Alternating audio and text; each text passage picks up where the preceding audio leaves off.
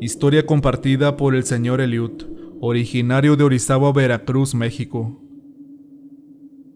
El chofer del autobús.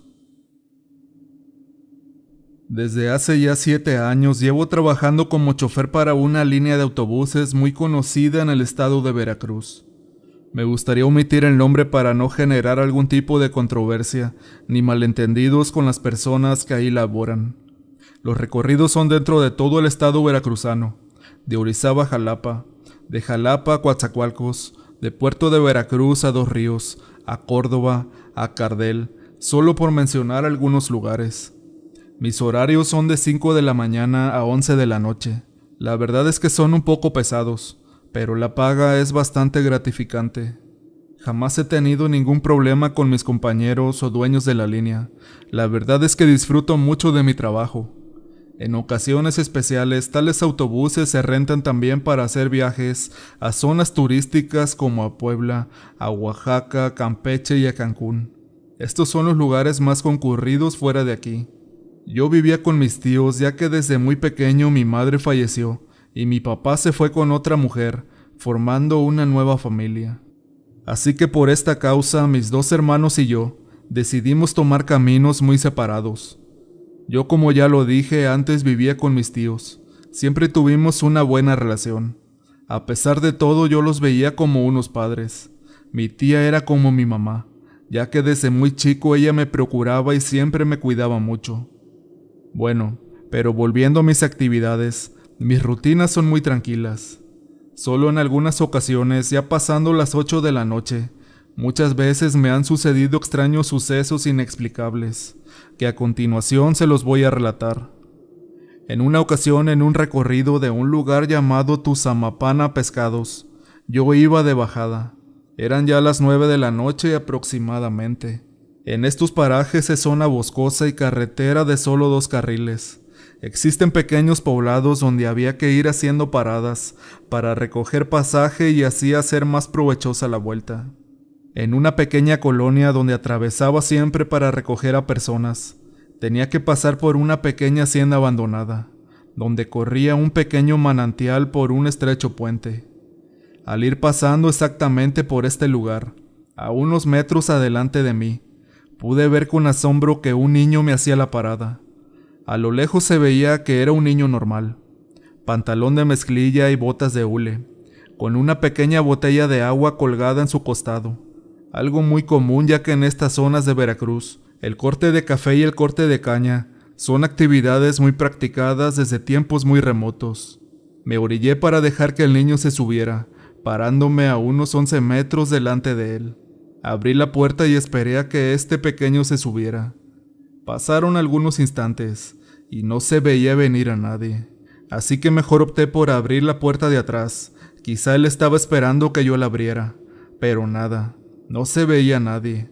Me bajé a revisar pues pensé que aquel niño me había jugado una broma. Le di varias vueltas al autobús y de nueva cuenta nada. Supuse entonces que aquel niño me había jugado una broma y se había ido a esconder rápidamente. La verdad es que no hice mucho caso y volví adentro del autobús. Ya era tarde. Yo tenía que seguir mi recorrido, retomando mi camino. Para esto yo no llevaba ningún pasajero. Solo a una persona hasta adelante sentada en los primeros asientos. Al llegar a la siguiente parada, había un pequeño grupo de personas esperando para abordar, unas 10 aproximadamente por lo mucho. Me hicieron la parada y prontamente abordaron la unidad. Cuando terminé de cobrar decidí bajarme a comprar un refresco. Bajé y me metí a la tienda. Compré lo que quería y prendí un cigarro. Al salir de la tienda y voltear a ver hacia el interior del autobús, en la parte de atrás vi la cara de aquel niño que había visto anteriormente. No me asusté en un principio, ya que pensaba que me habría alcanzado en ese lapso de tiempo de haberme parado. Subí al camión y volteando hacia atrás para ver al niño. No pude verlo a primera vista. Mi intención no era cobrarle, sino más bien el cerciorarme que éste fuera sentado. Seguí mi camino con toda normalidad. Encendí el estéreo y puse un poco de música. Avanzando poco a poco fui dejando a aquellas personas en los lugares que me pedían las bajara, hasta que ya solo quedaban como 3 pasajeros arriba del autobús. Cuando vi que quedaban solo esas personas, volteé y les dije que ya solo llegaba a Los Pescados y que de ahí me regresaba para Jalapa. Al escuchar esto, una de las personas me respondió que sí, que ellos también iban hasta Los Pescados nada más. Ya más tranquilo de saber que no haría más paradas en el camino, seguí avanzando. Pasaron los minutos, atravesando el monte y la carretera, hasta que llegué a mi destino. Me di la vuelta, acomodé el camión y me bajé a estirarme un poco, pues ya me sentía un poco entumecido. Las personas que quedaban adentro se fueron despidiendo de mí una por una al ir bajando del autobús. En ese momento me volví a acordar de aquel niño, el cual en ningún momento me había percatado que se bajara en una de las varias veces que me detuve en el camino. Subí de nuevo al camión para revisar bajo los asientos si no había estado jugando y siguiera aún ahí dormido o esperando a que fuera por él. Tomé una lámpara que siempre llevaba conmigo y revisé uno por uno los asientos del camión, pero nada. De nueva cuenta se había esfumado, o era como si nunca hubiese estado arriba del camión. Créanme que aquello no se me hizo tan raro, ya que pensé que quizás se habría bajado sin que yo me diera cuenta solamente. O tal vez alguna de las personas que venían arriba lo hubiera conocido y se habría ido con él, sin yo darme cuenta. Me prendí otro cigarro y volví al camino. Ya de regreso eran como a eso de las 11 de la noche. A decir verdad es que aquellos caminos son algo peligrosos a esas horas, debido a que la delincuencia organizada, como ya es bien sabido por muchos, en estos días en Veracruz ha tomado mucha fuerza, ya que en repetidas ocasiones mis compañeros han sido asaltados en esos lugares por las noches.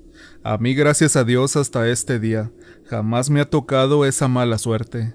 Por lo mismo, siempre que regresaba de esos lugares por las noches, era muy difícil que recogiera gente. Recuerdo que iba muy tranquilo escuchando música y fumándome otro cigarro, cuando de la nada, junto a una huerta de zapotes, vi cómo al par mío se emparejaba un ciclista. Se miraba muy joven con su bicicleta de carreras y vestimenta deportiva, con casco y rodilleras. Parecía como si viniera de un maratón o algo así, ya que se veía muy bien equipado. En aquel momento bajé la velocidad, pues me dio la impresión de que detrás mío vendrían los demás, o quizás se había atrasado y que a lo mejor se había metido al monte para hacer alguna de sus necesidades. Al avanzar algunos metros más, me di cuenta que esta persona no volteaba para ningún lado, y lejos alejarse de mí.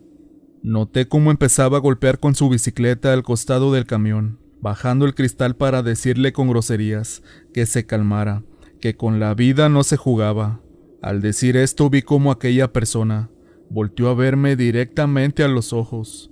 Quedé paralizado por unos instantes, ya que esa persona o lo que fuera no tenía cara, solo se veía el casco, y en lo que sería el rostro solo se notaba un gran hueco negro, completamente oscuro, más oscuro que la misma noche. Al ver esto cerré la ventana rápidamente, y jalé la cortina para tapar y no ver más aquella horripilante cosa.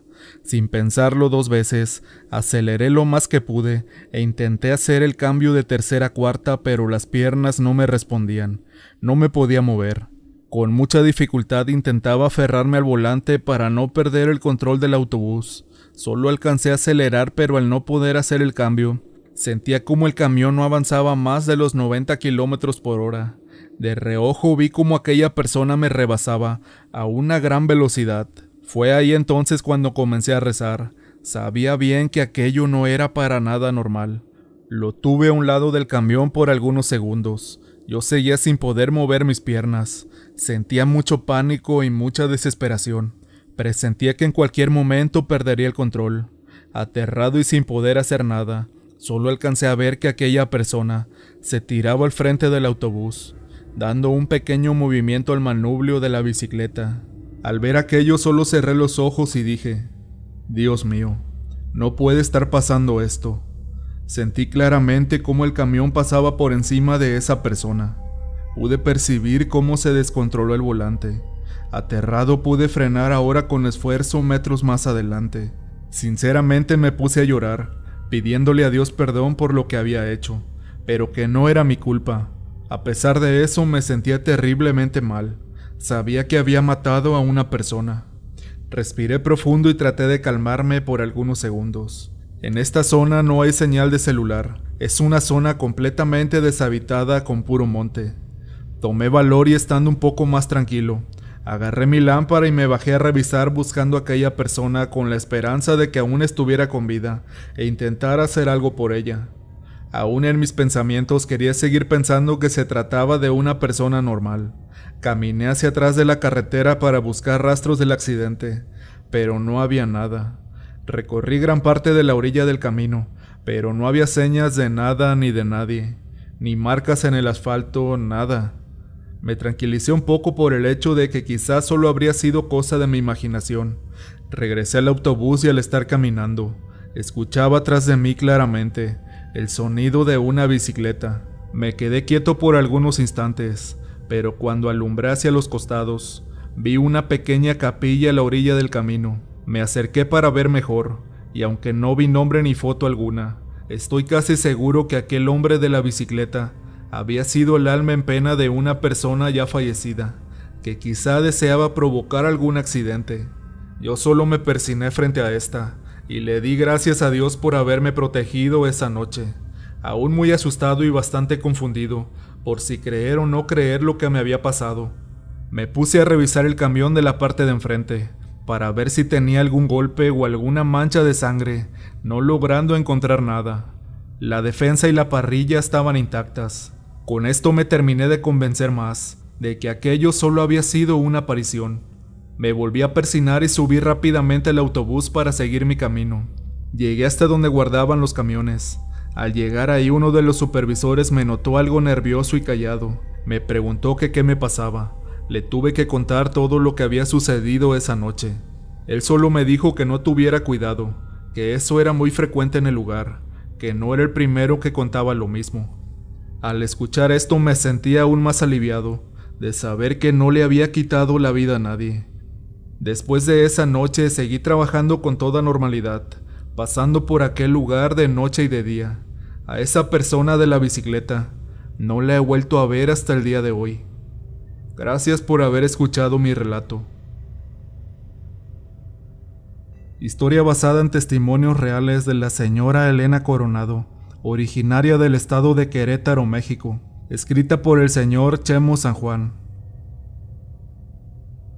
Ese día el señor Tomás tenía la presión de terminar de sembrar sus campos de maíz, y tal era su necesidad por hacerlo, que no medía el peligro, y menos de la zona alta junto a las montañas que tenía que atravesar para llegar de regreso a su casa. Pero sin duda la noción del tiempo le ganó, pues todos sus amigos se despidieron de él, y este buen campesino continuó trabajando hasta que por la oscuridad de la noche ya no veía ni sus propias manos. Así que tuvo que parar de trabajar. De inmediato, como pudo, se apresuró, tomó su machete, su morral y salió a toda prisa. Pero aquel era un camino de barrancas, valles, cuevas y piedras que le imposibilitarían continuar. Quiero mencionarles que el protagonista de esta historia fue mi suegro, un campesino, hombre muy fuerte en toda la extensión de la palabra, responsable y sobre todo muy trabajador. Sucedió en Pedro Escobedo, municipio del estado de Querétaro, hace más de 35 años ya, donde lamentablemente sufrió un accidente del que ni familiares ni amigos pueden dar crédito hasta el día de hoy. Él dicen que continuó su camino, aunque no era de muy buen acceso.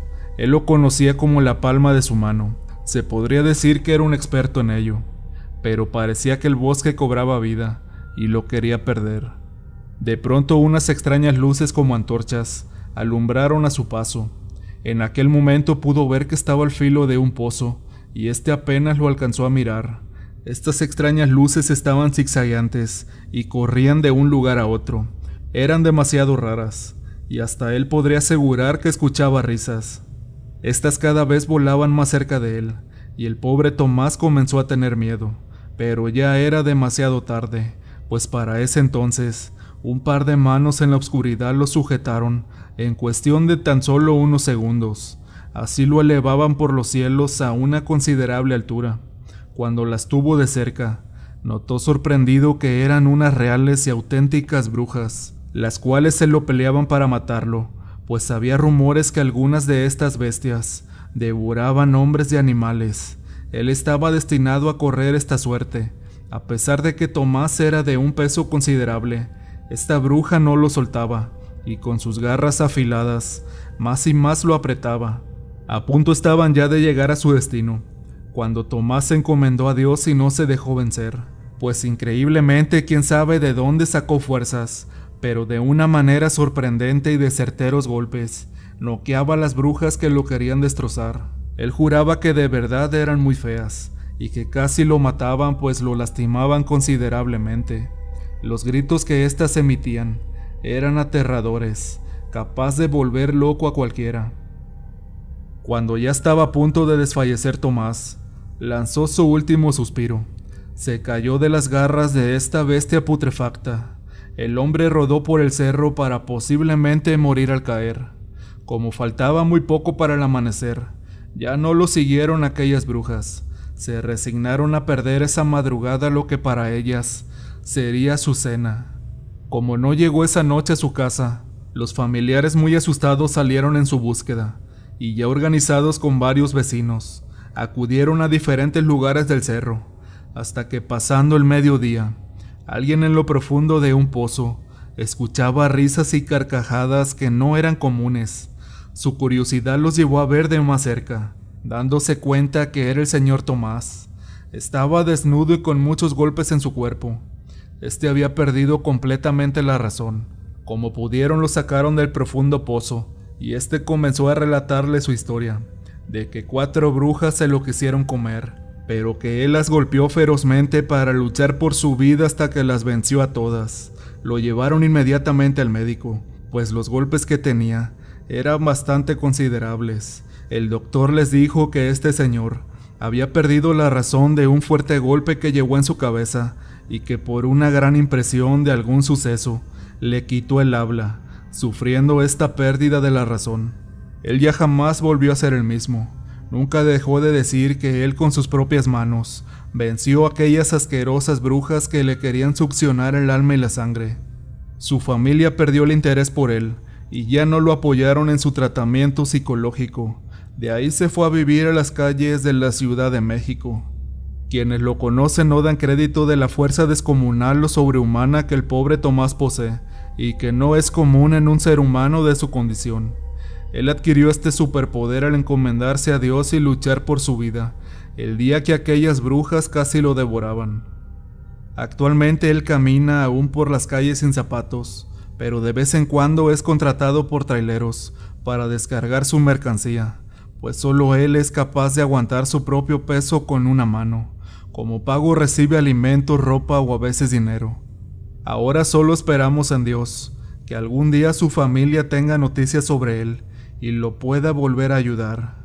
Si tú te lo llegas a topar y puedes ayudarlo, hazlo, pero también hazlo comprender que él jamás quiso terminar en esa condición.